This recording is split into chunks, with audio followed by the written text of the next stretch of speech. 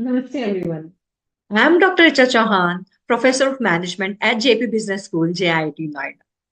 I hold a PhD from Banastali Vidyapeeth and MBA in Human Resource Management and Marketing from ICFI University, Dehradun. With over 15 years of academic experience, I have been actively engaged in teaching, research, and thought leadership in the areas of emotional intelligence, consumer behavior, blockchain, spirituality, and indigenous management. I have published extensively in reputed journals and contributed to various research initiatives aimed at bridging the gap between academia and industry. My passion lies in fostering innovative learning, leadership development, and interdisciplinary research. It is an honor to be a part of the conference. As the session chair for India's biggest virtual conference on Sustainable Development Goals 2030, Bridging Gaps, Building Futures for Viksit Bharat at 2047. As I said, it is an honor to be a part of this conference, and I look forward to engaging discussions, knowledge sharing, and meaningful collaboration. All the best to all the participants and the huge success for the conference, and all the best to all the organizers. Namaste. Thank you. Hello, my topic is challenges and opportunities in the integration of blockchain technology into marketing with reference to Gujarat based MNC. Blockchain technology initially designed as the foundation for the cryptocurrency like Bitcoin, but now it is evolved into a versatile tool application across various industries including marketing. Blockchain technology has emerged as a game changer for marketing because blockchain technology provides unparalleled solution for ethical business practices. My research aims at analyzing the perception of marketing heads towards adopting blockchain technology and examine relationship between their demographic profiles and perceptions. In my survey, I have taken the interview of 164 marketing heads from Ahmedabad based MNCs, and my findings reveal that marketing heads perceive blockchain technology as a transforming tool for enhancing marketing operations, and respondents acknowledge that blockchain significantly improves the transparency and fostering greatest trust and accountability in marketing practices. However, the study highlights that there is a critical challenge of lack of skilled professional and proficient persons in blockchain technology. So, I would like to conclude that organization must invest in training and development initiatives to bridge the gap and capitalize on blockchain transformation capabilities in marketing. Thank you. So, I am doing the review of challenges and opportunity in the integration of blockchain technology into marketing with reference to Gujarat-based multinational corporation. I'll do the review into the two parts. First, we'll discuss about the strengths of the paper, and next we'll discuss about the areas of improvement. So let's start with the strengths of the paper. The paper explores an emerging area of research, the intersection of blockchain technologies and marketing specifically with Gujarat-based multinational corporation. It successfully highlights the transformative role of blockchain in addressing transparency, data authenticity, and cost reduction in marketing. The study clearly defines its objectives, focusing on the perception of marketing heads towards blockchain adoption and the relationship between demographic profiles and perception. The objectives are also aligned with the identified research gap. The literature review were well structured. The literature review effectively summarizes key studies related to blockchain in marketing across different regions. It also provides a good theoretical foundation by citing recent studies demonstrating a comprehensive understanding of the field. The study is based on the primary data collected from 164 marketing heads, which adds credibility and empirical rigor to the findings.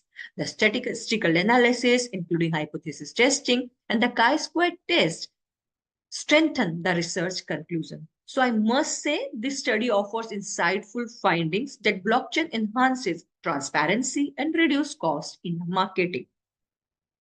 This paper also effectively highlights the significant challenges of a lack of skilled professionals, which is crucial for policymakers and business to address. Now, what are the various areas for improvement? Let's discuss one by one. If we are talking about the abstract, so this needs a refinement. How? The abstract is informative but slightly repetitive. So the mention of blockchain being a transformative force is stated multiple times. Literature review depth, if we talked about, literature review is very structured, but it can benefit for more critical analysis rather than just summarizing the existing studies.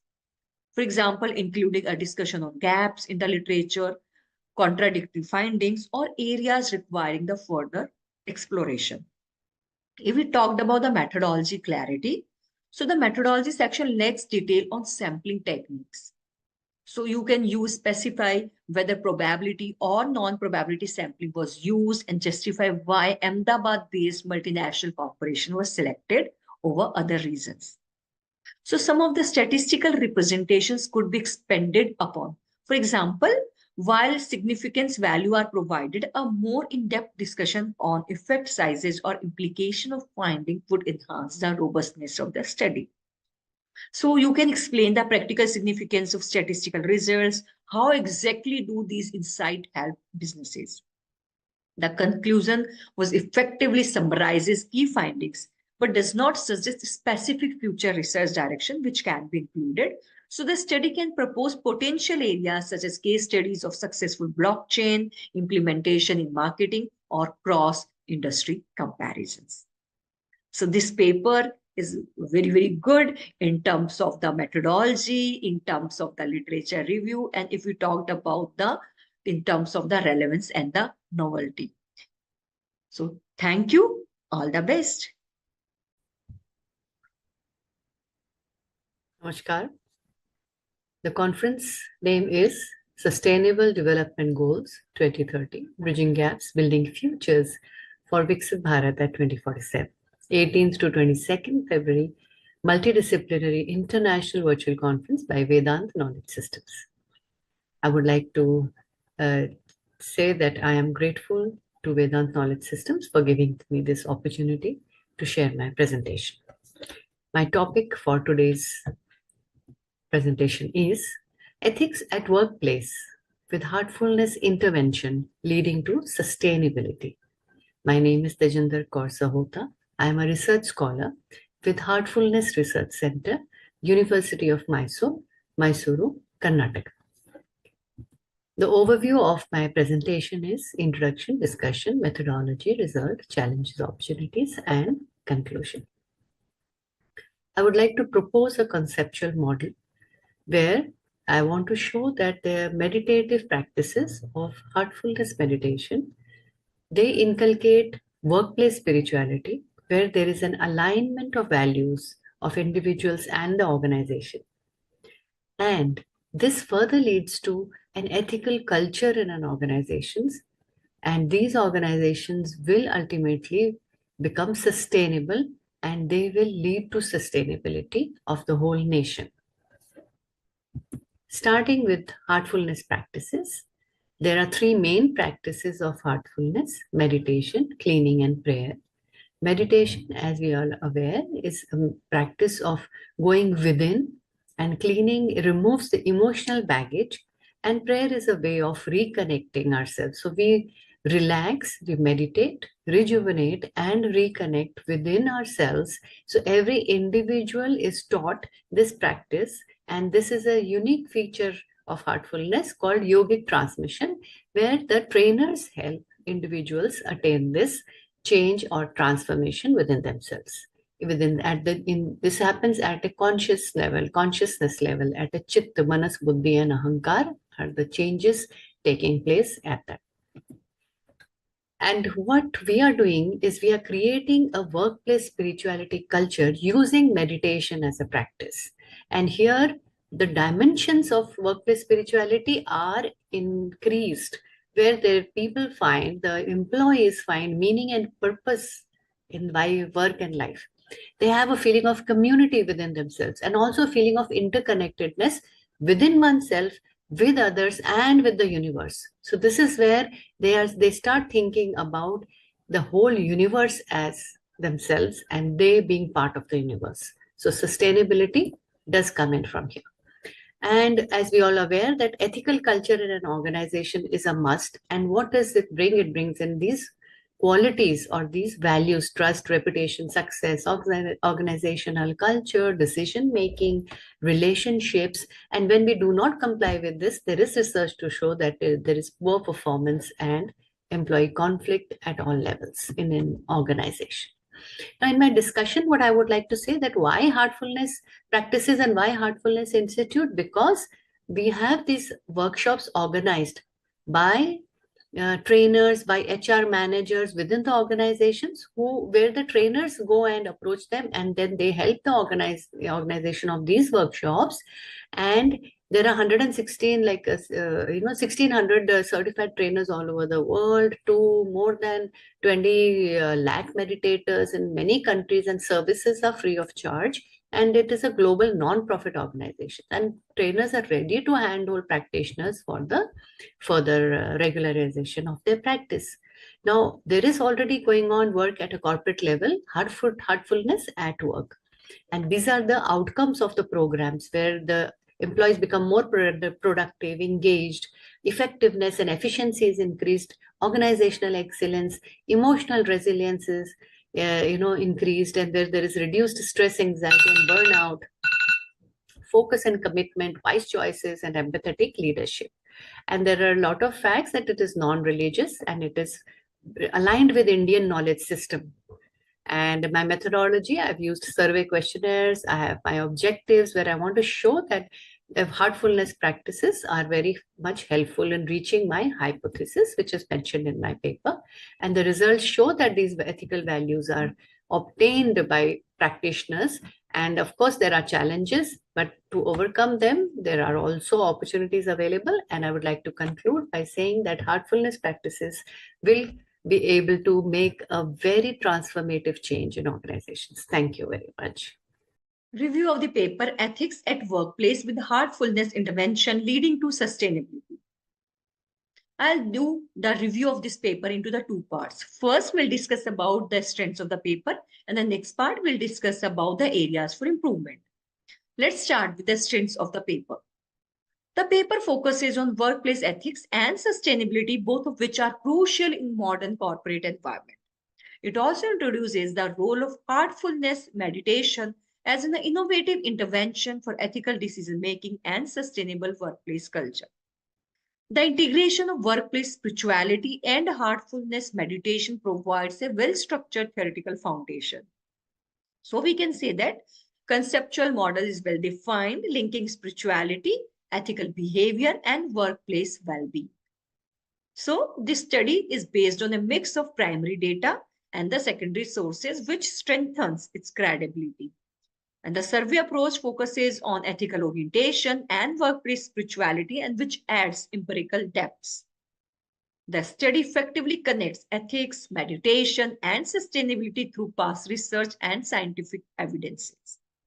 So the discussion on the impact of heartfulness meditation on workplace ethics is backed by previous studies on well-being, resilience, and emotional intelligence.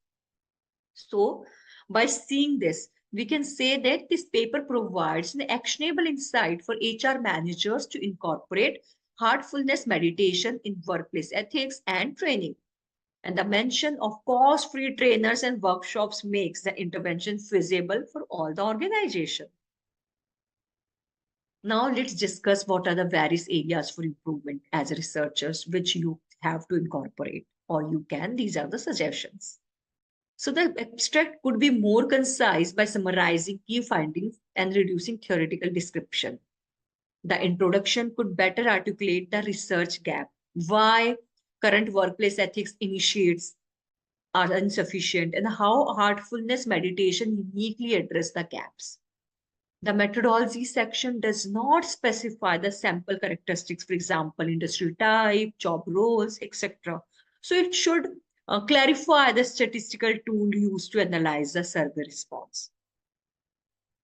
If we talked about the survey analysis could be expanded more because the discussion of survey result is relatively brief. So more details on the statistical significance, trends, potential bias in response would improve the depth of the study. So what you can do, you can comparison between heartfulness practitioners and the non-practitioners should be elaborated to highlight the differences, what kind of impact the heartfulness intervention is creating. And more critical discussion should be added. And the study does not sufficient acknowledge possible limitations such as cultural and organizational resistance to spirituality-based intervention and the challenges of measuring ethical change objectively. So the conclusion is well written, but it not included a recommendation, which is important for the further research. So potential areas include like longitudinal studies on the long-term effect of heartfulness meditation in workplace. So we can say that this paper makes a valuable contribution to the discussion on ethics, workplace spirituality, and sustainable business practice. With some refinement in methodology explanation, data analysis depth, and critical discussion on limitation, it can be further strengthened for academic publication or corporate implementations. So thank you. Namaste. Hello everyone, Namaste. I'm Dr. Roshni Tijoriwala, an assistant professor and event coordinator at TLS University with a deep passion for marketing, brand strategy, and consumer behavior. With years of experience in research, academia, and industry collaborations, I have had the privilege to mentoring over 5,000 students and guiding more than 6,000 research dissertations. My expertise extends to integrated marketing communication, digital marketing, and online reputation management, where I explore the evolving impact of technology and branding on the business and the society. As we gather on India's biggest virtual conference on Sustainable Development Goals 2030, Bridging Gaps, Building Futures for Viksit Bharat 2047, it is imperative to recognize the role of innovation, technology, and inclusive growth in shaping a sustainable future. From financial technology revolutionizing banking to digital platforms redefining education and employment, India's journey towards Viksit Bharat 2047 must be fueled by sustainability-driven innovation. I think the intersection of marketing, digital transformation, and sustainability is where the real change happens, where brands don't just sell products, but they drive purpose-driven impact. And I think to truly bridge the gaps in our economy, industries must integrate sustainable business models, ethical AI implication, which is the most important thing, and a responsible financial inclusion. Whether it's rural marketing, digital financial literacy, or corporate responsibility, every sector plays a role in driving India's sustainable progress. Well, I look forward to engaging discussions on how marketing, branding, and financial innovations can contribute to the SDGs, ensuring that the development is not just fast, but fair, inclusive, and future-proof. Thank you, and I'm excited to be the part of this remarkable dialogue on shaping a stronger, sustainable India. Thank you. A very warm good morning to all the delegates. This is Ritesh Krishna Srivastava from the School of Management, BBT University, Lucknow, a research scholar from there. I'm very thankful for Vedant Knowledge System Private Limited for organizing an international conference on Sustainable Development Goals 2030, Bridging Gaps, Building Future for Viksit Bharat at 2047. The presentation for my paper with the title of Revolutionizing Banking, the Impact of Financial Technological Advancement of Financial Practices, AI, and Digital Currencies. During this presentation, the overall topic contains introduction, literature review, purpose of research, research questions and objective, the scope and limitation of the study, methodology, finding and discussion, future direction, conclusion, and finally, the references. So I'm going to start with the introduction of the topic. As we know that the financial sector is undergoing a significant transformation driven by technological advancements such as cryptocurrency, artificial intelligence, and blockchain technologies. These innovations not just modernizing the industry but reshaping the financial transaction are perceived, managed, and executed. Cryptocurrencies, as we know, like Bitcoin, challenges a traditional financial system, while AI enhancing the operational efficiency, decision making, and the fraud detection. Blockchain technology, with its secure and the transparent distributed ledger system, is disrupting transaction verification and improve the data integrity, and which leads to the overall well-defined manner digital transaction. During this paper, I am going to discuss the evolution of the finance, artificial intelligence, blockchain, and cryptocurrencies. And I am also discuss the significance of studying digital transformation in finance. As we move ahead, the literature review, as we know that the technology-enabled financial practices have significantly transformed the traditional banking and the financial system. Innovation like digital wallets, mobile payment, and online banking have improved the operational efficiency, reduced cost, and provided the consumer the 24 by 7 access to the services, paving the way for a more digital-centric future, financial future. There are many digital versions of the national currencies managed by the central banks have potentially reshape the monetary transaction system to improving the payment system and enhancing the fraud prevention, prompting debates on the future of the currency and the monetary policy. E-reporting and governance, leveraging the digital tool for corporate compliances and financial reporting, enhance transparency and accountability in the business world. However, these challenges are related to the data security and the integrated as well as. The artificial intelligence has revolutionized the banking, financial, and accounting through the automation and the improved decision making. As we know, AI can be used in the fraud detection, credit risk assessment, algorithm-based trading, and the customer service. With its application like chatbots, which help in reducing the overall cost and enhancing the customer satisfaction.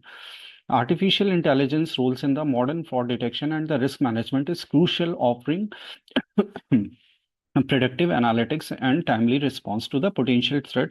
However, AI is widespread uses raise concern regarding the data privacy and the algorithm bias and its transparency. Cryptocurrencies such as Bitcoin represent a paradigm shift in finance by offering decentralized, secure, and the borderless transactions. Blockchain technology, of course, which underpins cryptocurrencies, revolutionizing the financial services by enhancing the accuracy, security, and the transparency of the transactions. Moving ahead, the purpose of this study, the purpose of this study to provide a comprehensive understanding of the digital revolution in the finance and its impact on the industry. By examining the various aspects of digitalization, including technology-enabled financial practices, central bank digital currencies, e-reporting, and governance. AI in finance, with the fraud detection and the rise of the cryptocurrency, the study highlights the significance and the consequences of these changes. That's the purpose of this research paper. Some of the research question has been asked. Some of the question like how have conventional banking and the financial transaction changed the result of the introduction to the technology-enabled financial practices? How might digital currencies issued by central bank affect monetary policies and larger financial system? In what way the technology-enabled e-reporting governance procedure improve the efficiency and the openness of the corporate governance and financial reporting? Likewise, several other research questions like how has artificial intelligence been applied to risk management and the financial fraud detection, and what are these results? These research questions further lead to the research objective. Some of the research objective includes to offer a thorough examination of the financial industry digital development, to investigate the possible advantages and the ramification of digital currencies issued by the central bank, to evaluate how technology might improve corporate governance and financial reporting efficiency and its transparency. Likewise, the last objective of this paper, this study, is to look into how blockchain technology is revolutionizing the financial transaction and the accounting services. Let's talk about the scope and the limitation. The study provides a global perspective on the integration of the technology into the financial operation, covering various digital transformation in the industry. However, it acknowledges that the rapidly evolving digital banking environment may mean some emerging trends which are not fully addressed. Additionally, since the research relies on the existing secondary data source and does not involve any primary data collection, the analysis may be limited to the certain area, but due to data availability and the methodological constraint. Methodology, let's talk about the methodology. This study is based on the secondary research, which is compromises of examination of the existing literature, report, and the data source. The research strategy used as a qualitative research approach to improve the comprehensive picture of the topic by synthesizing the information from the multiple and the various sources. The technique of thematic analysis find the recurrent theme, patterns, and the trend in the selected material, enabling the comprehensive evaluation of the subject. While talking the finding and the discussion, examining the financial digital revolution reveals several key insights into the changing landscape. One major finding is the widespread adoption of the technology-enabled financial practices such as mobile banking app, online payment system, which enhance the transaction speed and create a more customer-centric, accessible, and the personalized banking experience. Financial institution that embraces these digital tools for the better positioning and to improve productivity, compete, and meet the customer demand. Central bank digital currencies also play a significant role with the potential to transform the monetary system by offering improved payment method, which led to the lower transaction cost and the greater financial inclusion. Likewise, artificial intelligence is revolutionizing the finance from algorithm trading to credit risk assessment and the fraud detection. AI-powered tools such as the chatbot and automated advisor are expected to reshape investment advices and the customer services. Despite the potential benefit and the ethical concern, including algorithm bias and data privacy, are critical challenge which need careful regulation. Overall, these discussion emphasizing the transformative power of the AI and the potential impact of the central bank digital currencies and its crucial role of technology in reshaping the financial practices. The insight gained from the valuable information for a stakeholder, government, investor, consumer, and the financial institution.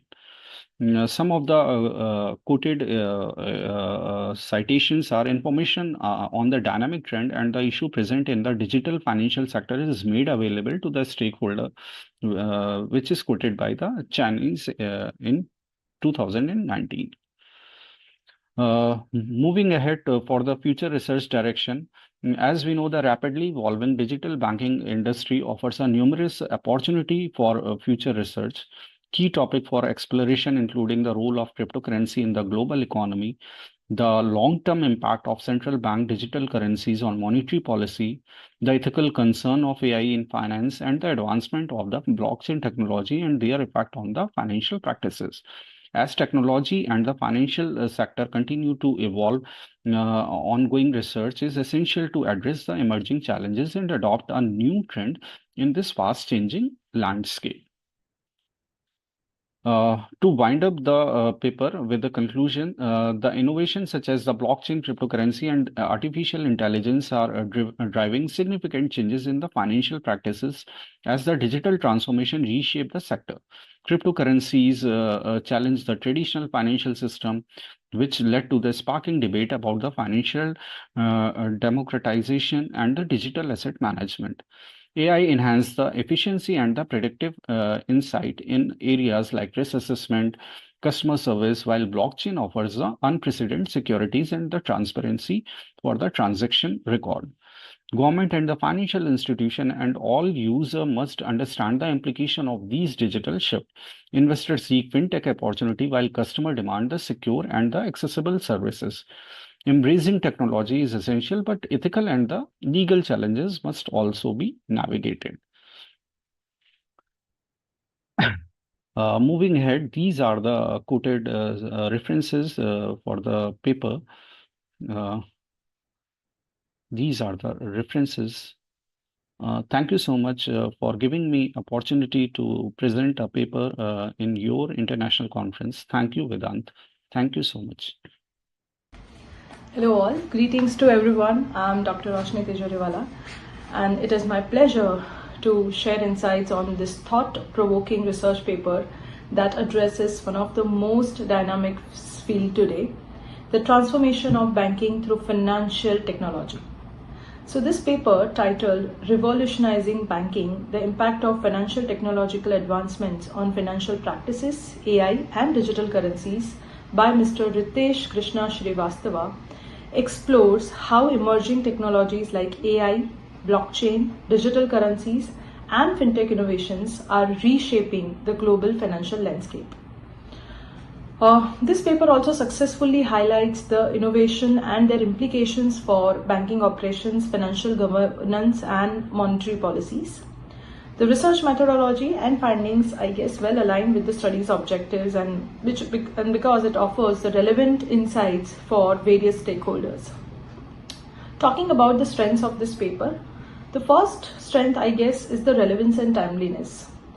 The study covers highly relevant and contemporary financial technologies addressing crucial shifts in digital banking, AI-driven risk management, and the risk of cryptocurrency. This paper also effectively explores multiple aspects of digital transformation, including CBDCs, AI in finance, fraud detection, and blockchain's impact on accounting. This holistic approach strengthens the researcher's depth. Third strength of this paper would be the thematic organization of the findings, because that provides clarity and ensures the study is well structured. So it logically progresses from digital banking trends to their larger economic implications. Also, this study not just highlights the benefits but also addresses concerns such as regulatory challenges, ethical dilemmas in AI implementation, and privacy risk associated with CBDCs.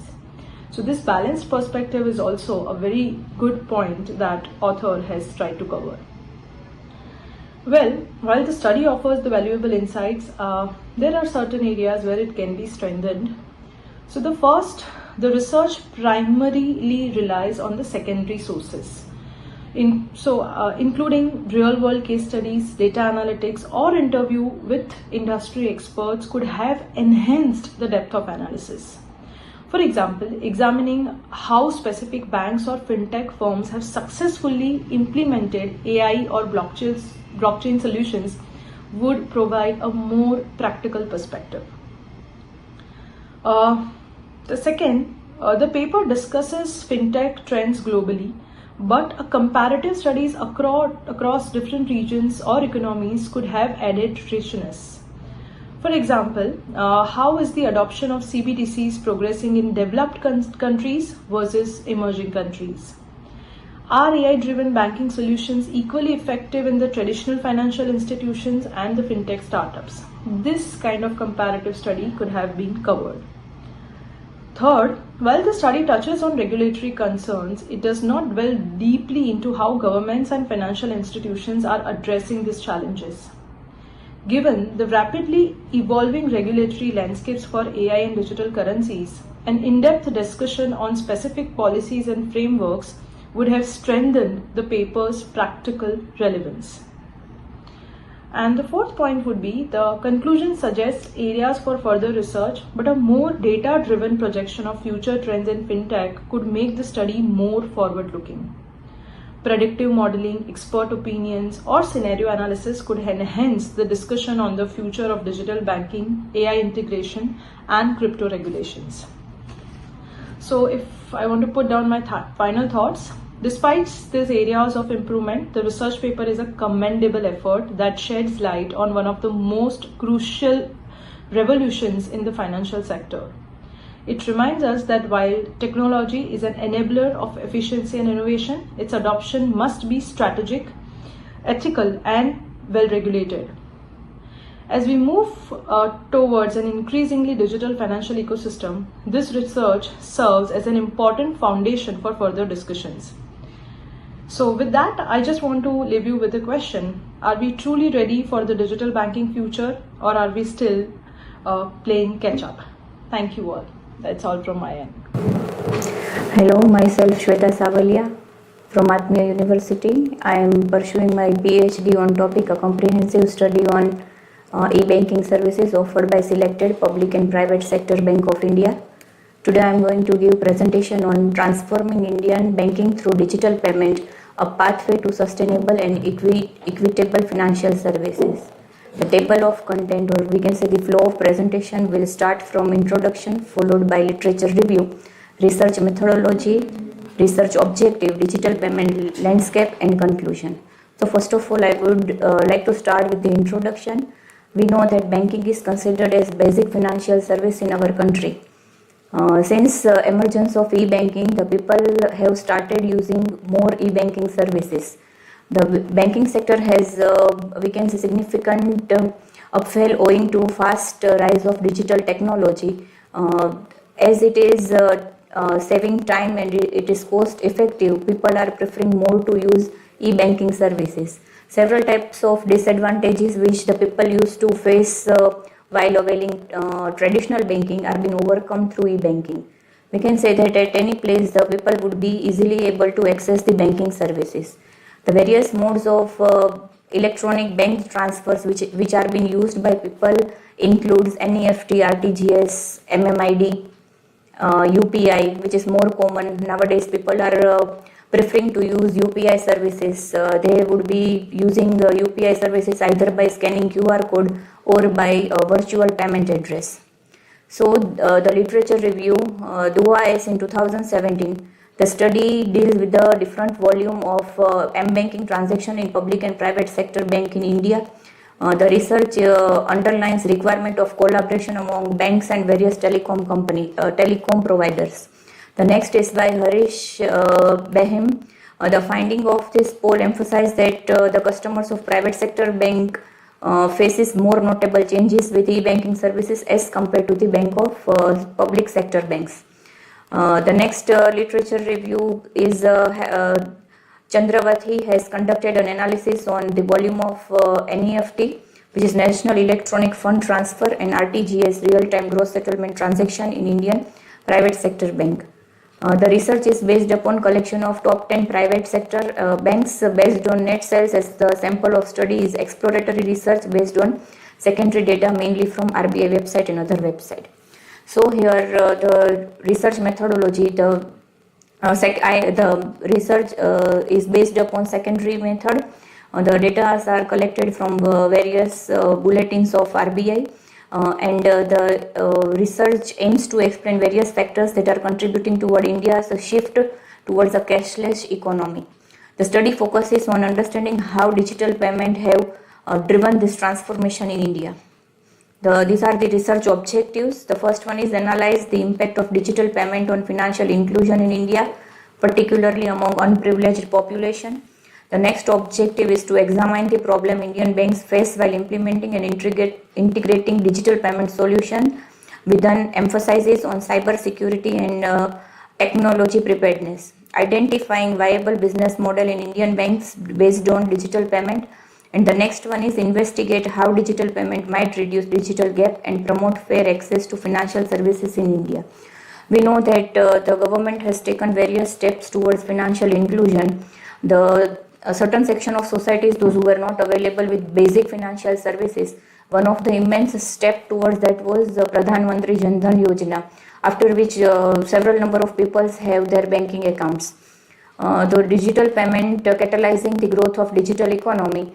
We know that after demonetization, the shift is towards, we can say, certain cashless economy, where people, those who were not having initially, those who were not having bank accounts are now having, and they are preferring to use the e-banking services to perform the various transactions. The government's target of 2,500 crore digital transactions in 2017-18 via UPI, Aadhaar Pay and IMPS aim to reduce cash dependency. See, these types of various initiatives which are being taken by government are ultimately one of their step towards the cashless economy. If the people are opting to adopt the various modes of electronic fund transfer, then they will be moving towards the cashless economy. Again, the introduction of UPI and BHIM apps has streamlined digital transactions.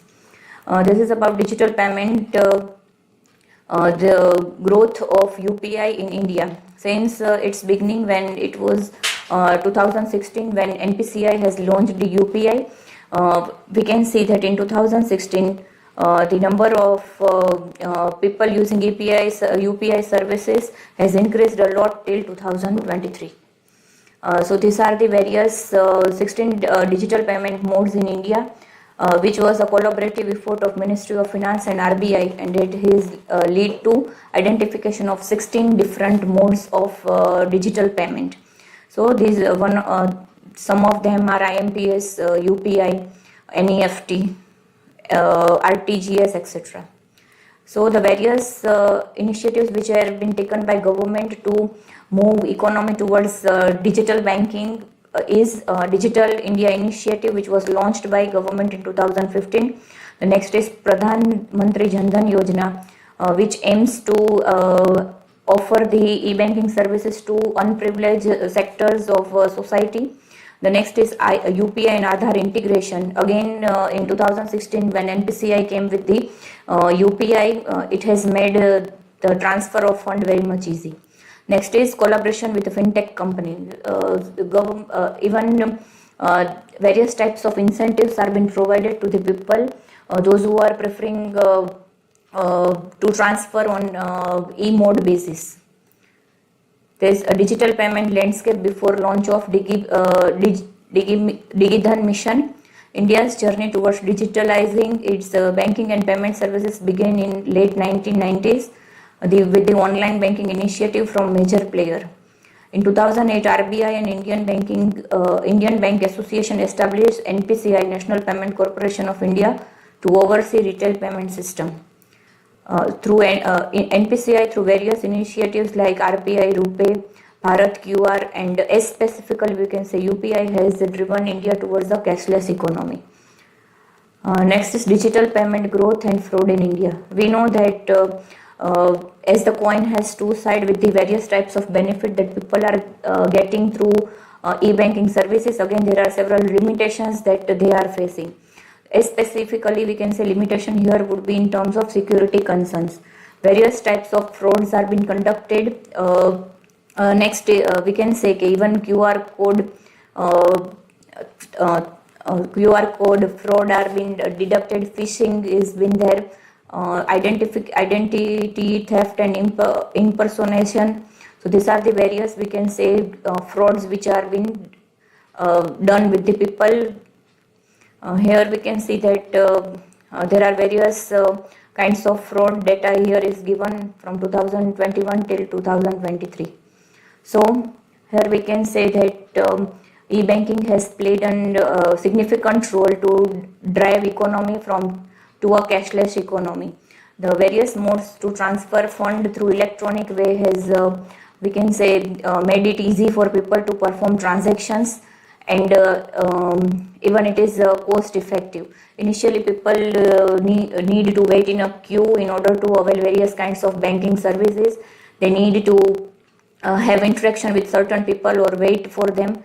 But as with the emergence of e-banking, we can say that they are able to save their time as well as they can perform banking transactions by their own. Thank you.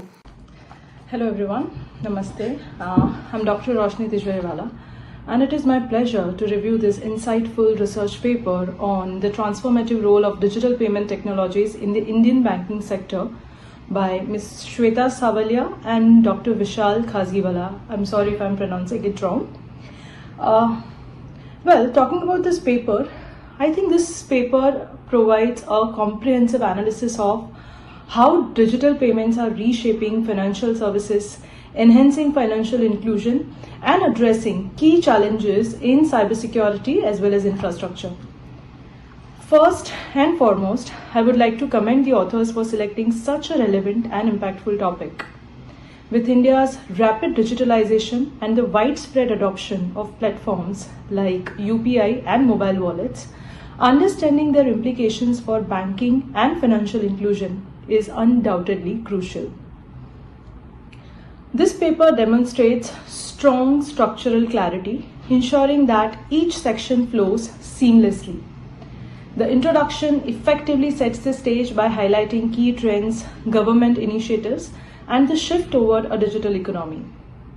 The literature review also is very well researched, incorporating diverse scholarly perspectives and effectively linking digital payments to financial inclusion, efficiency, and security.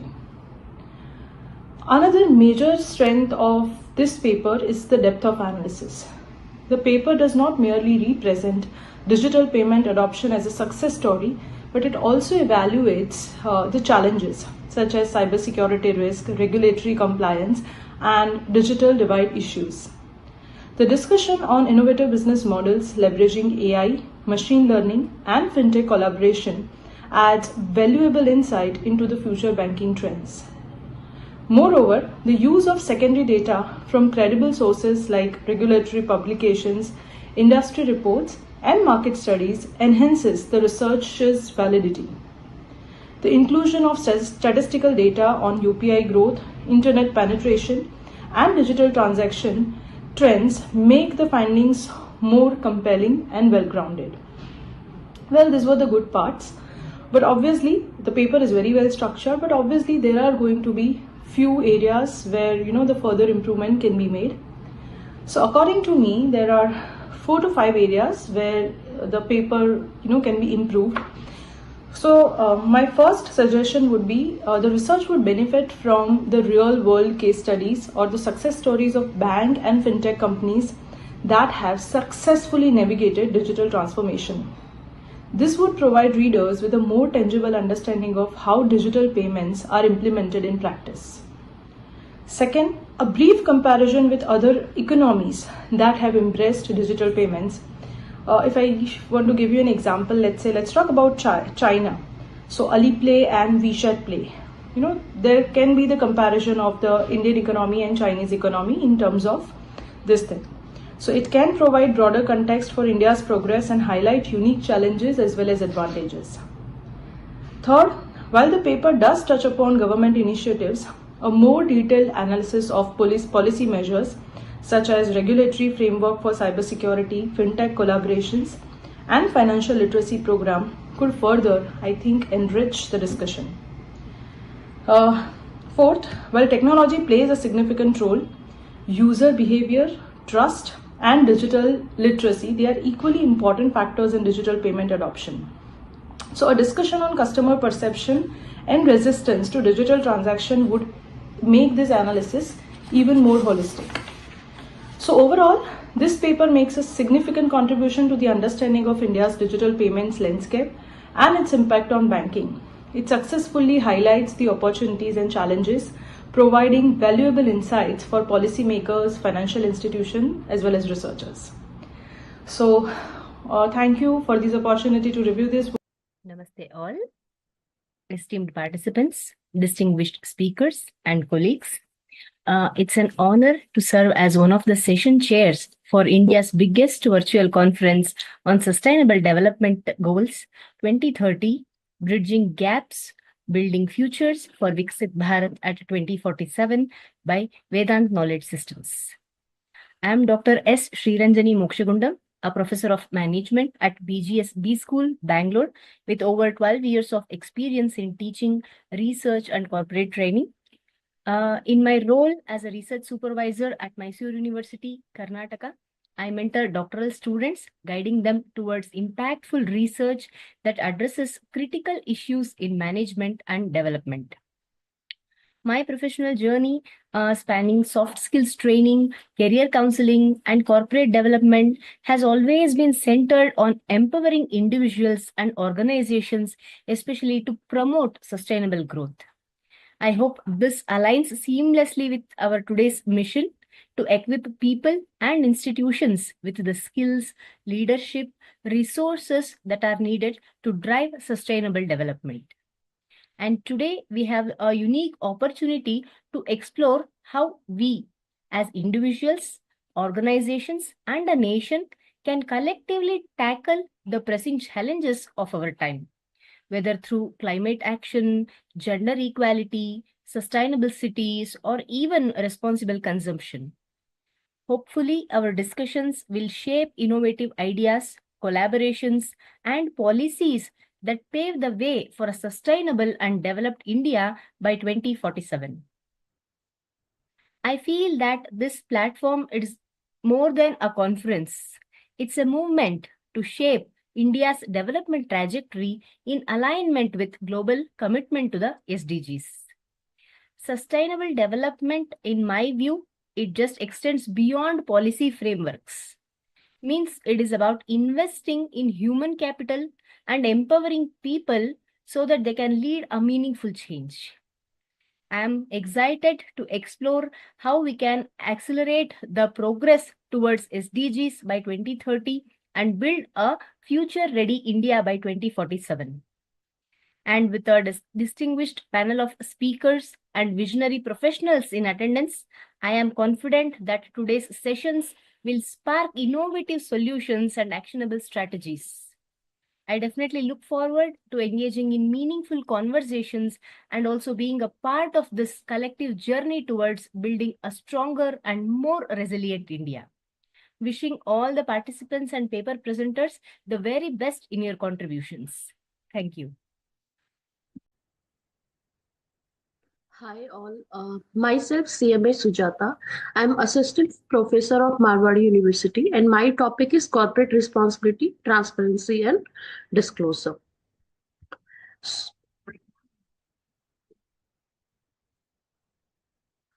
So first of all, CSR. What is a CSR? CSR means societal interest, taking responsibility for the impact of corporate activities and goes beyond charities, focusing on for all the stakeholders.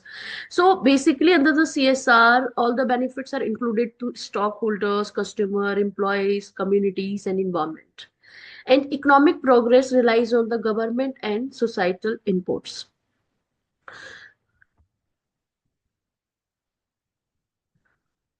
So if I will talk about the principles of the CSR, so following are the principles of the CSR. First of all, first principle of CSR is sustainability. Sustainability basically emphasizes on long-term impact on the present action and future resources. And second is accountability. Accountability means organization must acknowledge and take responsibility for the external impacts and their actions. This involves transparent reporting of the environmental and societal impact of the stakeholders. And third is transparency. Transparency means ensure clarity in how organization activities impact internal and external stakeholders. Now I will talk about the theories of CSR. So first theory is utilitarian theory. So this theory talk about the corporation as an integral and economic system with the primary focus of profit maximization. So the purpose of the primary focus of this theory is a maximization of the profit. Now second is a managerial theory. So managerial theories emphasize on internal corporate management and view CSR as a managerial responsibility and ensuring more and wise decision, right? And it include basically like corporate social performance and social responsibility auditing. So this is a second theory of CSR. Now third theory is a rational theory. So rational theory focus on an interconnected relationship between firm and their environment. And key subgroup included under this theory is a business and society, stakeholder approach, corporate citizenship, social contacts. Next, the importance of transparency and disclosure. So, what are the importance of CSR, transparency and disclosure? So, first benefit, the key benefit of transparency, transparency and disclosure is a building stakeholder trust, and second, enhancing corporate reputations. Third is meeting and exceeding regulatory requirements for promoting accountability. So, these are the importance. Now, if I will talk about the case study of effective and transparency disclosure. So there are total three case studies I've discussed about, and this talk about the transparency and disclosure. First is like Unilever and Tesla. So Unilever adopting an integrated reporting approach. Unilever combines financial and sustainability reporting through its sustainable living plan, outlining specific goals and reporting progress, which enhances stakeholder interest and reputation responsible corporate citizen. And as per the Tesla case study, as a leader of innovation, Tesla maintained high transparency standard in a financial and operational disclosure, including detailed reports on the environmental impact and technological advancement, fostering trust among the investors and customers. Now, what are the role of CSR in community development? So first, addressing adverse impact of industrialization, and this is the first role of CSR. Second is strengthening corporate community ties. Third is attracting talent. And fourth is facilitating technology transfer. And fifth is environmental protections. So these are the roles of CSR. And other roles of CSR is advancing human rights, promoting independence, poverty alleviations, enhancing data collections, achieving corporate sustainability goals, advancing gender equality. Now, if I will talk about the conclusion part, so transparency and disclosure are a very essential element of the corporate responsibility, fostering trust and enhancing a common reputations. Effective practice in this area only rely on four principles, that is accuracy, timeliness, accessibility, and engagement. By reducing information asymmetry and demonstration accountability, organization can build credibility, improve its ethical standing, and achieve sustainable success. So transparent practice have a profound impact on stakeholder and trust and corporate reputation stakeholder, including investor, customers, employees, and communities, and more likely to engage positively with the companies that are often open about the operations, decision making, social and environmental impacts. So moreover, transparency help mitigate risk by addressing potential concern proactively, reducing the likelihood of the reputational harm. In the world where ever increasing to access of the information and heightened expectations, transparency have become both a regulatory necessity and strategic advantage. It enables organizations to align their values with their actions, demonstrate ethical commitment, and contribute to the more sustainable and trustworthy global economy. As a continue to evolve the potential of enhancing transparency globe, providing opportunities to foster stronger relationship and drive a long-term success. So that's all about. Thank you all.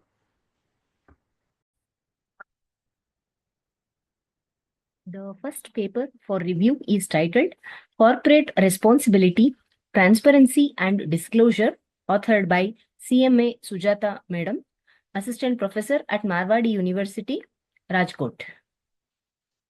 Now, I would like to start by commending the author for choosing such a relevant and timely topic that fits perfectly with our conference theme of sustainability and corporate responsibility. Madam, your paper does an excellent job of emphasizing the importance of transparency and disclosure, which are the critical aspects of corporate governance in today's world. And these concepts, they are not only vital for companies, say, to build trust with their stakeholders, but also they are essential to achieve long-term sustainability goals. And one of the strengths of your paper is well-formed research methodology. You have taken a mixed methods approach, blending both qualitative and quantitative data. So this approach is adding depth to your study, and also it helps capture a wide range of perspectives from different stakeholders. Then the combination of case studies, surveys, as well as interviews, this is enriching your analysis, also making your findings more credible and practical. And what stands out most in this paper is the emphasis on practical recommendations. Madam, as an author, you're not just stopping at theory, but also you are providing the actionable insights that corporate managers and policy makers can make use to improve their transparency and disclosure practices. So these recommendations are definitely well grounded, and they have the potential to make a real difference in corporate communication strategies. Then coming to another strong point of the paper is its originality. By focusing on how corporate transparency is influencing the stakeholder trust as well as corporate reputation, the author has contributed new insights to an ongoing discussion. Then also the exploration of alignment between corporate practices and stakeholder expectations is particularly valuable, especially in today's corporate landscape where trust is vital. Having said that, there are also a few areas where your paper could be further strengthened. Definitely, your qualitative findings are insightful, but I personally believe that quantitative data is needed for deeper analysis. Say, for example, it could be incorporating statistical evidence or correlations. So these will add robustness to your findings, and it gives a clear picture of how actually transparency is impacting different stakeholder groups. Additionally, madam, you can define the key concepts. It could be transparency, disclosure, corporate responsibility more clearly, right? You can define these key concepts at the beginning of your paper. Why I say this? Because this makes it easier for your readers who may be actually unfamiliar with these terms, right? If you define these key concepts, the audience, the readers, they can fully grasp the arguments you are making. Then I would also like to speak about the research limitations. You have mentioned about the potential biases, but you can expand it with more specific examples. And a more detailed discussion of the limitations, it will be providing greater transparency into your research process itself. And also it will be offering the valuable insights for future researchers. Then another area for improvement could be the inclusion of a more comparative analysis across different industries or regions. See, your case studies, no doubt they are informative. But if you can compare transparency practices across a wide range of sectors or geographies, this will evidently make your findings more generalizable. Coming to the conclusion part, I felt that this could also benefit from reinforcing the practical implications for businesses and policymakers. What you can do is you can elaborate on how companies can immediately begin implementing transparency and disclosure best practices, and how these practices can lead to measurable improvements in corporate performance and stakeholder trust. So this will be offering a more actionable takeaway for your readers. Then next thing, you can also broaden the scope of future research. What you can do is you can suggest cross-industry or cross-cultural studies on transparency and its impacts. Mainly, we want you to strengthen the global relevance of your paper. And you can also emphasize the role of emerging technologies. It could be artificial intelligence, blockchain. How is it enhancing the corporate transparency? Thereby, you can provide something like forward-looking perspective aligning with the goals of sustainable development. So these enhancements will definitely give your conclusion part a stronger and more comprehensive finish. And finally, I would like to say, Sujata madam, your paper corporate responsibility, transparency and disclosure is definitely offering significant insights into the role of transparency and disclosure in corporate responsibility with strong practical implications. As we just discussed, with a few enhancements in your data analysis and a broader comparative scope, your paper definitely has the potential to serve as an important reference in the field. All the best. Thank you. Namaskar, myself Pravin Talpada from Monarch University student.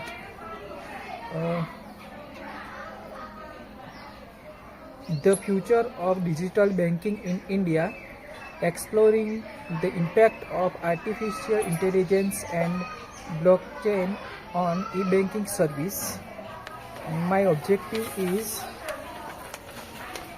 research objective is to evaluate the role of artificial intelligence in enhancing the customer experience and operational efficiency in India e-banking service.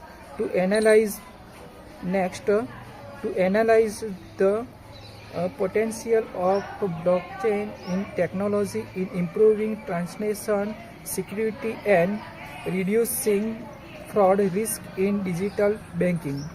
To assess the impact of AI and blockchain on promoting the financial inclusion and extending banking service to underserved population in India.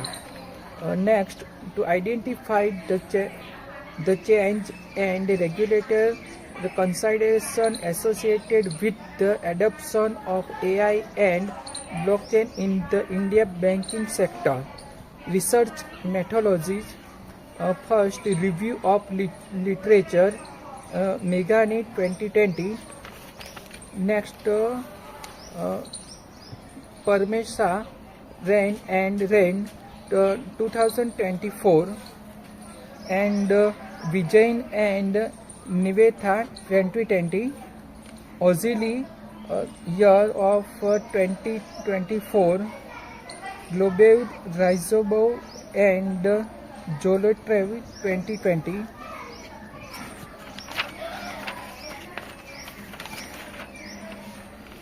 The role of artificial intelligence in e-banking, chatbot and virtual assistants.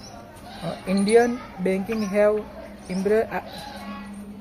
impressive AI drive chatbot and virtual assistant to handle customer query, improve announcement and reduce operational cost. HDFC Bank's EVA, Electronic Virtual Assistant, is a primary example. EVA, powered by AI, provide instant response to millions of customers' queries, addressing a wide range of services from fund transfer to loan inquiries. Thank you.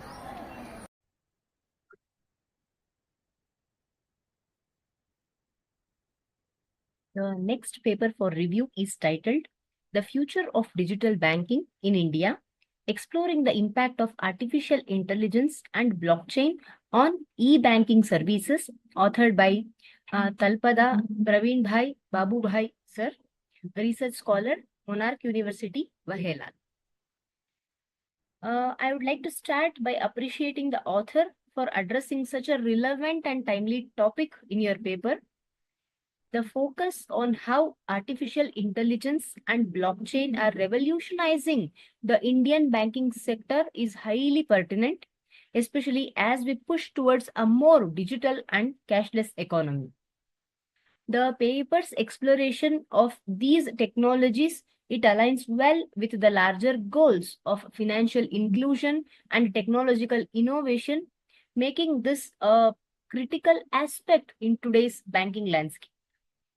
One of the strengths of this paper lies in its comprehensive structure.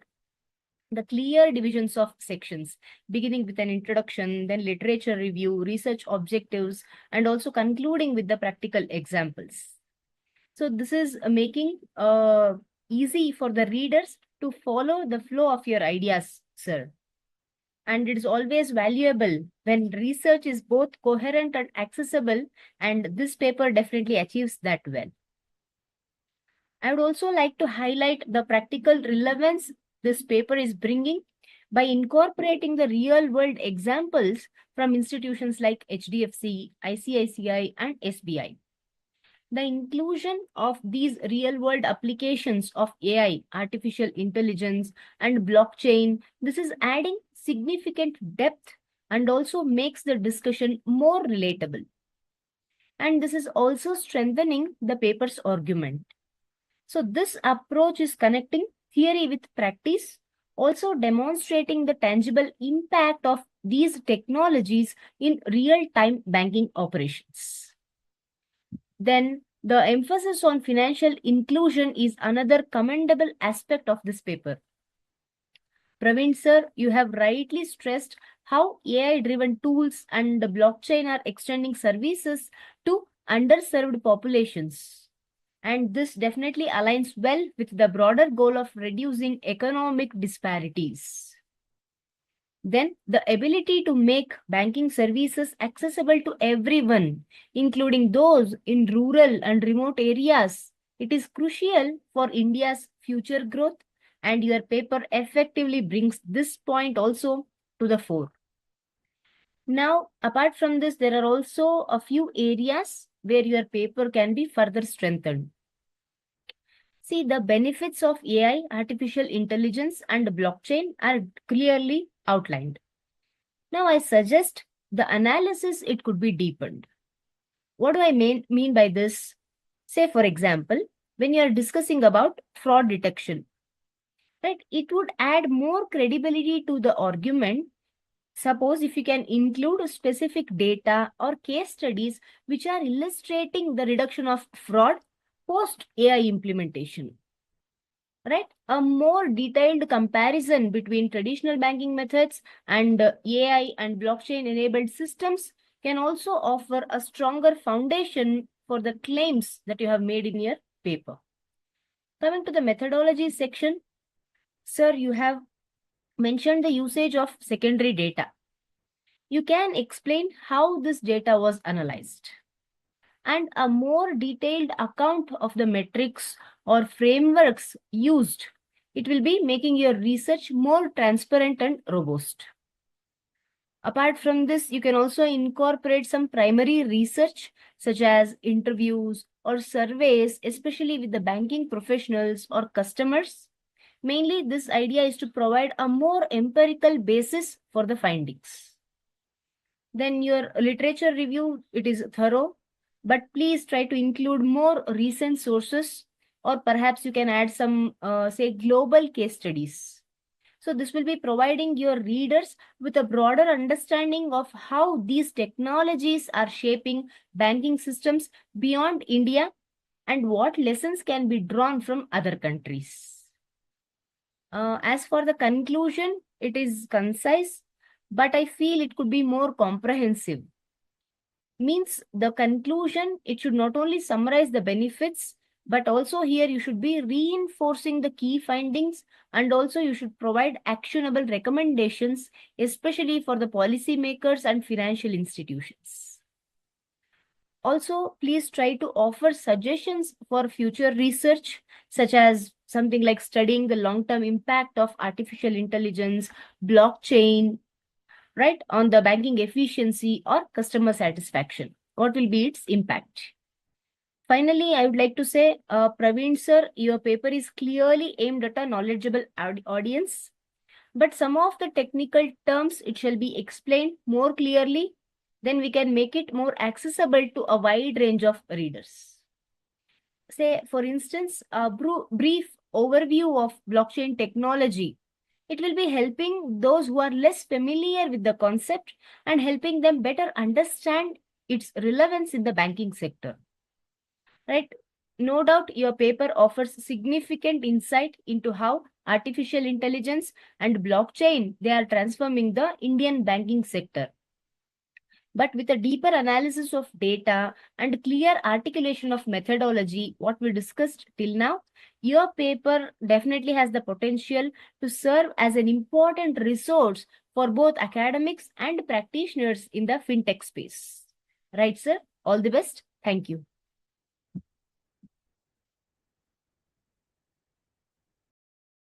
Hello everyone, I'm Dr. Sahana, currently working as Associate Professor in the Department of Business Administration, the Oxford College of Engineering, Bangalore.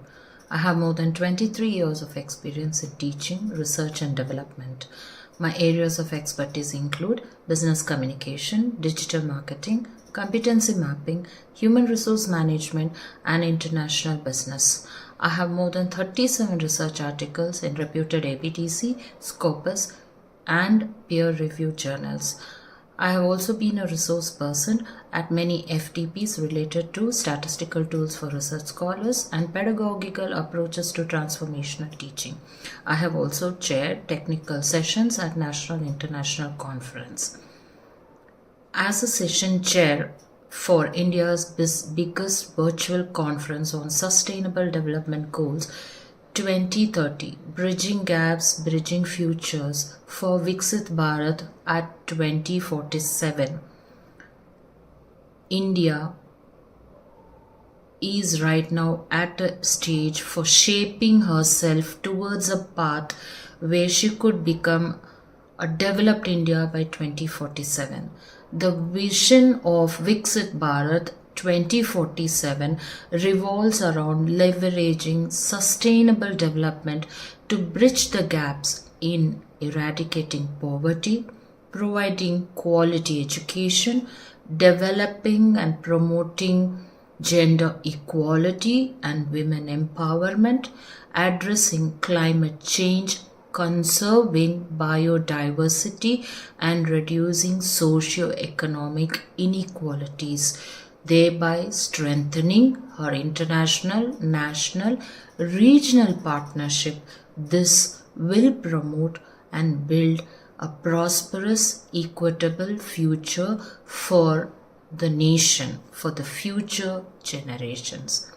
Indian long-term vision of Viksit Bharat by 2047 would be to focus on inclusive growth, sustainable practices and social equality. India, by addressing these present challenges, will build a robust, developed and resilient nation for future generations. As a session chair for India's biggest virtual conference on Sustainable Development Goals 2030, organized by Vedant Knowledge Systems Private Limited, I thank the organizers for giving me an opportunity to be one of the session chairs at India's biggest virtual conference. Thank you. Happy day to all. Thank you for giving me the opportunity to present this particular manuscript. I am Sweta on behalf of Dr. P.S. Buvaneswari ma'am, and under her guidance, I am presenting this particular manuscript, which is entitled as Examining Technology Readiness and Acceptance of Smart Home Appliances Adoption. When it comes to this particular study, we have understand the related items related to smart home appliances, where how far consumers are willing to use that particular appliances in their day-to-day life. The reason behind choosing this particular topic is we saw one of the European Union strategy energy technology plan, where it stated that smart home appliances is a tool that helps you to promote sustainable energy usages, and it also helps in fostering the innovative practices for bringing quality life. So in order to see when it compared to our Viksit Bharat and sustainability usage of technologies, so we thought of this particular study will help you to understand the consumers' readiness towards the usage and acceptance towards the smart home appliances. So these are the major things which we have focused when it comes to this particular paper. And the literature reviews, whatever we have screened, it comprises of two segments. Okay, so first segment is comprises of all the literature review related to the adoption of technologies, and the other set of reviews related to the readiness of adoption of smart homes. So people have separately done lot of literatures or like researches on these two topics separately. How far technology acceptance is there and how far technology readiness is there. But when it comes to integrating these two, it is a like new research, and we have identified it as a research gap, and we would like to fulfill it.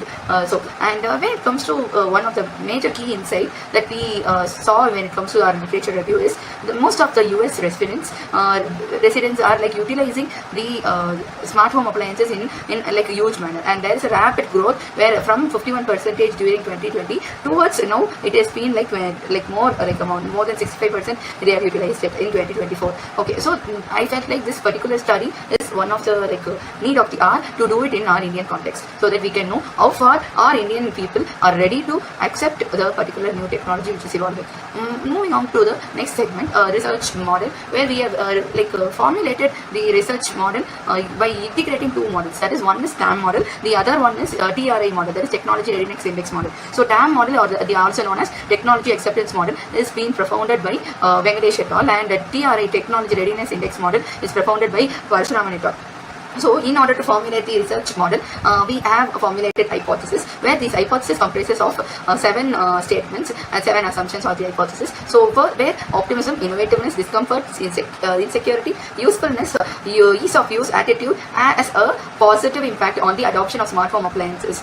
And this are the 7 respective hypotheses which has been formulated, and it is being tested using regression, multiple linear regression using SPSS. So, over to the methods and measures. When it comes to methods and measures, we have formulated structured questionnaire to identify our respondents' feedback or response towards the readiness and acceptance, and where the statements were validated statements which has been taken from TRI as well as TAM models respectively, and the totally 105 respondents were eligible for the further study after the data cleaning process. So when it comes to the analysis, the IBM SPSS 23rd tool was utilized, and two major analysis was percentage analysis to identify the demographic and descriptive statistics of demographic profile, and the second segment is multiple linear regression, where the impact of the independent variables was tested towards the dependent variable, that is the adoption. So moving on to the results, the key results of the percentage analysis explained that there are more people under Generation Z who are willing to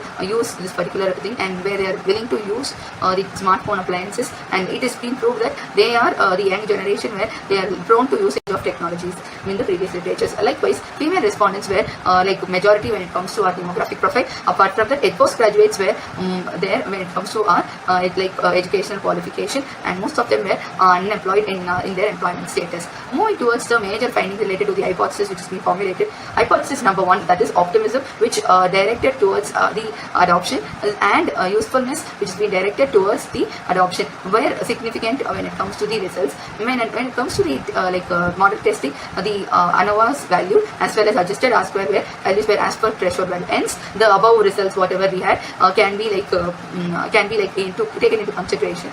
So when it comes to this particular understanding of the results, optimism increases and the adoption also increases. Likewise, when the perceived usefulness increases, adoption automatically increases. This is what the major findings when it comes to the regression analysis what was made. The key implications from these identified findings includes that optimism should be emphasized towards the futuristic messages when a marketer is drafting, when to do his campaign, and likewise when it comes to perceived usefulness, the communication related towards the practical saving of time, the cost and saving, then sustainability towards using it, energy saving, fuel saving, then the other superior functionalities that is there where it helps them to navigate their day-to-day life in a ease. All these can be emphasized while communicating any kind of campaign. Next one, when it comes to interaction, it is really appreciable when there is a proper kind of center where it helps them to showcase how it is being utilized, and also they can be sharing of success stories about the experience. Users' experience can be there to create more kind of connect among their people, and this builds trust more when it comes to new technologies. Next one is the collaborative partnership with a lot of builders, interior decorators will really make a vital role in order to have more sufficient kind of progress towards reaching our SDG as well as our Viksit Bharat vision statements. So as a concluding statement, smart home adoption is driven by optimism and usefulness, where efficiency and reliability is really important. And on the other hand, marketers should focus on the social norms, and they should also be in the current trend so that they can explore and survive in the market in a more vital manner. So as a future researchers like advice, they can focus on cultural difference, emphasize more on sustainability, and they can also take into consideration of wider adoption of not only the smart home appliances, also the other smart devices, which leads to innovation as well as best practices to attain the future SDGs. Thank you so much for giving me the opportunity. Once again, I would like to thank my guide, Dr. P.S. Buvaneswari ma'am, and I would also like to take the opportunity to thank the organizing team for placing a very nice or well-organized way of conducting the conference. Thank you so much.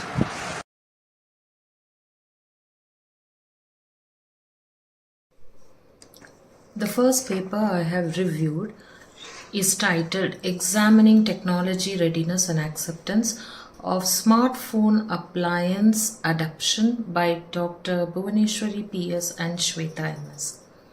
An attempt has been made by the authors to analyze readiness to technology adoption towards smartphone appliance using both the TAM as well as the TRA model. Their review of literature has helped in identifying 7 constructs of the study, which they have named as optimism, innovativeness, discomfort, insecurity, usefulness, ease of study, and attitude. This 7 constructs includes 26 items. To analyze, they have tested 7 hypotheses using regression analysis with SPSS. 2 hypotheses were found to be significant, that is, the constructs of optimism and usefulness were found to have significant relationship, while the other 5 were tested insignificant. Now, one thing we need to understand is when we talk about developed nations, they have a lot of emerging technologies which have been incorporated into their everyday activities. Be it their home, be it their traffic, be it their governance, or we can talk about in their office healthcare, or in agriculture, city management, electricity, education. So in the context of becoming a developed economy, technology-enabled digital transformation is a catalyst towards sustainability. Smart appliance is not just a convenience, they are a key driver of economic progress by fostering innovation, enhancing productivity, reducing energy consumption, and also improving quality of life. Thank you. Okay, very warm good morning to one and all present over there. This is Dr. Somya Nanda. Basically, I'm a government college teacher. I belong to Odisha, Dhenkanal. So I am working as an assistant professor of commerce in Dhenkanal Autonomous College. So my topic for discussion is, are women SHG members financially socialized? A scientific mapping of financial socialization of women SHG members. As we all know that women encompass half of the world's population and very vital for the economic growth and stability. And in financial inclusion, women's involvement and his empowerment, economic empowerment is having paramount significance. So as per sustainability development goals, we are focusing on gender equality, that is goal number 5. So equal access to financial services will not only contribute in gender equality, but also it reduces poverty, developing more employment opportunity, and it can also build the inclusive society. So greater inclusion of women as users, providers, and regulators of financial services has been found to foster greater inclusivity. So when we are talking about 2 type of database that is been given by RBI and as well as Global Findex database, as per RBI, as of 2023, approximately 9 million SHGs in India and around 100 million women members are involved in as a membership. Every 8th Indian woman being an SHG member, 14th SHG is average with a total of 0.65 million villages in India, 1.7 lakh crore in loans disbursed by SHGs, and 95% of repayment rate is reported. So in financial socialization, we can also go for a global fintech database where we are coming out a gender gap. In the gender gap, we have achieved 3% points increased in the gender gap label. In India, the gender gap financial inclusion has reduced to 14%. Account ownership, 78% Indian women are having account ownership, and 42% of Indian women are digitally included. But the question arises that whether the inclusive or inclusivity into the membership of SHG women are giving their financial socialization. So before going for the financial socialization, first of all, we need to know what exactly financial socialization is. Financial socialization is not only the theoretical knowledge about financial services, financial how to utilize it, but also the practical knowledge, skill, attitude, and behavior, which will help in process of getting financial literacy. So financial socialization will be helpful for the women to have more focus on their financial ability, whereby they can enhance their confidence and attitude towards use of these financial services. Now we'll go for what the paper consists. The paper is focusing to investigate the theoretical framework of financial socialization and to identify the key aspects. So since it's a mixed method approach, so we are focusing on 4 basic research questions. In the first question, we are talking about the characteristics and emerging trends. In second, we are talking about the journal authors and countries which are contributing more to SDGs and financial socialization. And in research question 3, who are the more prolific authors. And research question 4 and 5 are of immense importance, whereby we are thinking about the emerging themes and also the conceptual structure of SDGs. And we are also designing a framework of financial socialization of women SDGs, depicting the principal dimensions and their indicators. Now moving towards, so this is the design of the study as we have come out with the mixed method approach. So we are coming with a search string of financial socialization of women or women as help groups. So we are having a methodology of bibliometric analysis SLR, whereby we have used WAS database, whereby the time span from 2004 to 2024, around 2 decades.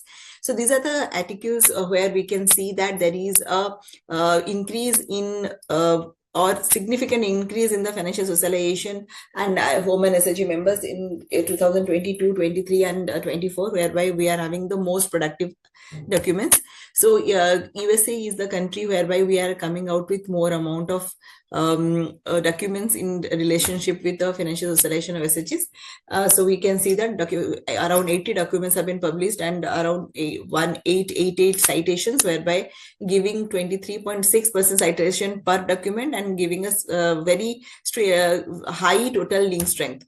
And Kumar Neha, as you can see, that is the having a highest documents in relationship to financial socialization of SHGs, and whereby there are some other like Cake and Rice University, whereby 196 documents they have been produced. So when it comes to co-citation analysis, there is a network analysis of co-citation, whereby many authors are there. And then we are coming with the most prolific journal. As you can say, it's Family Financial Socialization Theory and Critical Review is the most prolific journal, and that is coming under Journal of Family and Economics Issues in the year 2014. And I think that family financial socialization process has been developed by the Goodmanson and Dens model. And then this is the keyword analysis of this socialization of women. And in research question 4, we are talking about the mature and emerging themes, and we can find it out. Financial literacy, socialization, emerging and adulthood, along with the self-help groups, are coming under in the motor theme, which is a more significance. Here also you can see the another thing, whereby financial socialization, emerging adulthood, and financial behaviors are there. So in the mature theme, financial socialization include parental influence, attachment, insecurity, locus of control, and financial communication. If at all we will see the emerging themes of financial socialization, we are thinking about the parental teaching methods, such as modeling, discussion, and experiential learning. And if at all for SHGs, the mature themes include women's empowerment, microfinance, and community development. And emerging themes in financial inclusion include financial capability, inclusion, gender gap, tax and insurance literacy, digital financial education, etc. So whereby we are coming out with a design of a framework for financial socialization of women in SHG by depicting principal dimensions and their indicators. So we are coming with a family financial socialization. So hereby we are talking about direct parental teaching on money management, management, openness about family finances, participation in financial decision, and all are been cited by different authors. Group socialization, social interaction and networking, then sense of belongingness, mutual support, then greater involvement. And we are coming out to the economic empowerment, like earning status, access to formal bank accounts, participation in finance programs, financial independence, the social and human empowerment, education label, autonomy in movements, social freedom and access, subjective financial knowledge, financial behavior is coming under literacy and knowledge. So technology integration. So this is the model that has been developed by financial socialization of women members and SHGs. And in conclusion, I want to say that the research on SHGs and financial socialization of women reveals a complex interplay of personal, familial, and social factors. So future research could focus on integrating all these themes to develop a comprehensive model in financial empowerment and exploring cultural variations in financial socialization process. Thank you. Thank you for this. Your active listening to this. Any kind of questions, suggestions, you all are most welcome. Thank you. It's a huge privilege to be a part of this virtual conference. And again, thank you so much. The second paper I have reviewed is, Are Women Self-Help Group Members Financially Socialized? A scientific mapping of financial socialization of women ESHG members by Dr. Somya Nanda and Professor Sanjeev Kumar Chenam. The authors have used bibliometric analysis to explore patterns, trends, relationship within publications. Their study is based on 5 research questions. First one, what are the characteristics and emerging trends in the role of ESHGs in supporting financial socialization in women? Second, the journals, the authors, countries and institutions who have been influential in this area. The third research question is, who are the most prolific contributors? The fourth is, what are the emerging themes in this area of research? And the fifth is whether they would be able to plan a comprehensive framework model.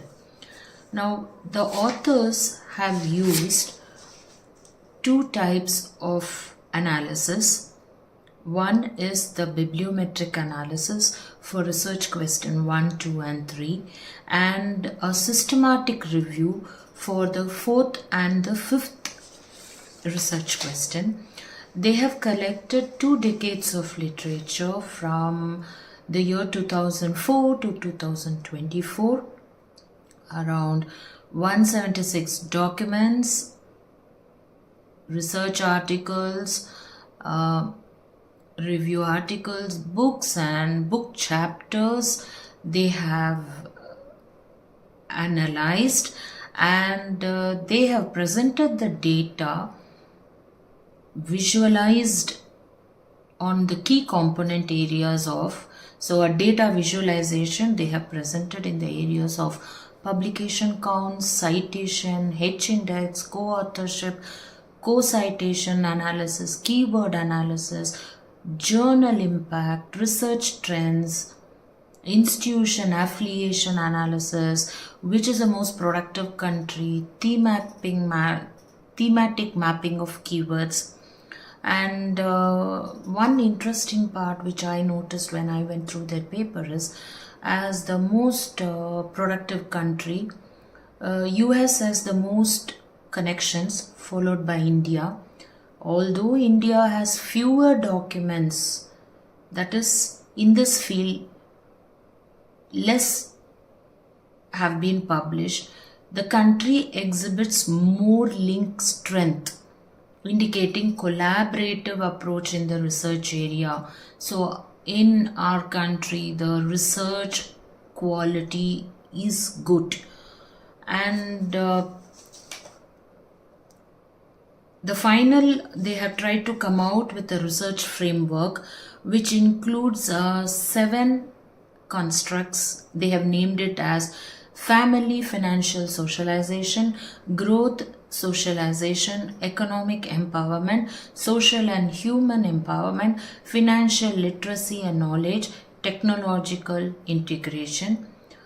This paper has been quite an elaborate bibliometric analysis of nearly 20 years, and this paper covers 3 aspects of sustainable development growth, mainly focusing first on women empowerment and gender equality, financial independence, education, and use of technology. So 3 aspects of SDH it is covering.